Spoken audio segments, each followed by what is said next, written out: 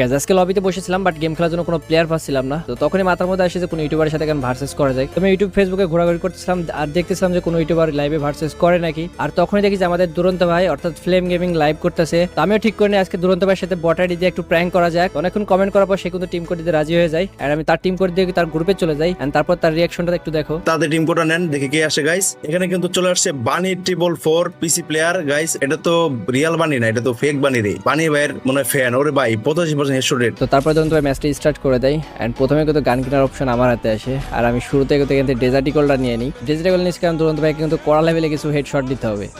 প্রথমে একটা কড়া হেডশট আর এই প্রথম শট মিসে ক্যারেক্টার মারছে ভাই। আরে ভাই আমারে হেড মেরে দিছে। সি ভাই কি হলো এটা? ওই একটা হেড কিন্তু মারা দিছি ভাই। বানি ভাইয়ের ফ্যান হলে কি হবে ভাই, আমার কাছে কিছু না, বুঝুন না ভাই। এ তো অনেক কটা শট মিস করে ফেলছি গাইজ এর মধ্যে। আমাকে কি বডিতে মেরে দেয়? যতক্ষণ না হেড না লাগে তখন হেডই মারবো। দেখা যাক। এই তো হেড মেরে দিছি।